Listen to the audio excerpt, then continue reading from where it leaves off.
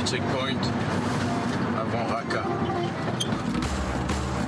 Depuis octobre 2017, le drapeau jaune des forces démocratiques syriennes flotte sur Raqqa. Il a remplacé le drapeau noir du califat autoproclamé du groupe État islamique. Après plus de 3 ans passés dans la terreur des exactions des terroristes et dans la crainte de raids aériens, pour les Raqqaouis, le temps est venu d'effacer certaines traces. Comme ici, place Al-Naïm, où plus de 1200 personnes ont été décapitées ou pendues. Nous vivions dans la peur. Et puis merci mon Dieu, les forces démocratiques syriennes sont arrivées pour libérer la ville. Sur ces pics, Daesh enfonçait les têtes des gens qu'il décapitait. Nous essayons aujourd'hui de faire de cet endroit quelque chose de bien. C'est précisément sur cette place, en plein centre-ville de Raqqa, que les terroristes avaient l'habitude de procéder à des exécutions sommaires et publiques. Une place que les habitants avaient renommée la place de l'enfer. Renommer ce lieu hautement symbolique place de la liberté et le rénover, c'est l'idée de Leila Mustafi.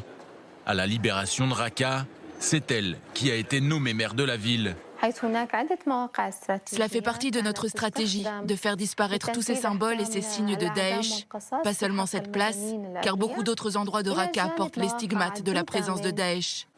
La nomination de cette Kurde, enfant de la ville et âgée d'une trentaine d'années, est un véritable symbole et une révolution dans cette ville à majorité arabe, où les femmes ne pouvaient sortir dans la rue sans être accompagnées par un homme il n'y a pas si longtemps encore.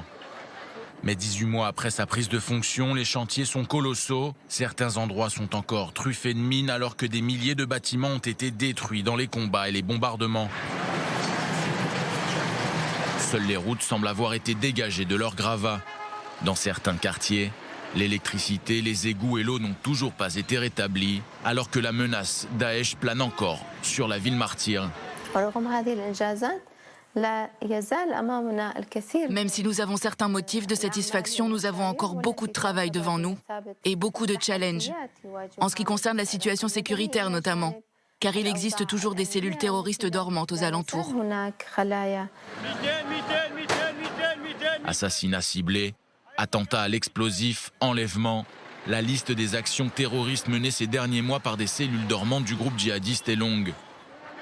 Les fantômes de Daesh hantent encore et toujours Raqqa, comme ici au niveau de cette rue commerçante où des femmes chrétiennes et yézidis étaient vendues et revendues comme esclaves sexuels et dans laquelle on y retrouve toujours jusqu'à aujourd'hui des sympathisants de l'organisation terroriste. Ou comme ici, au niveau du stade municipal, le stade noir, comme l'avaient rebaptisé les habitants de Raqqa.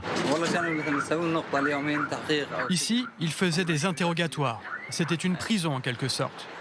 Les gens avaient peur de se retrouver là et de ne jamais en ressortir. Un centre de détention et de torture situé sous les gradins, dans les sous-sols du stade. Une prison dans laquelle les membres de Daesh enfermaient notamment ceux qu'ils soupçonnaient de trahison. Dans ce qu'il reste des cellules, certaines inscriptions sont toujours bien visibles. Croyez en Allah et souvenez-vous de lui. Avec séparation ici. Ça, c'est probablement ce qui était une des salles de torture du temps où Daesh se trouvait ici et contrôlait la ville et le stade.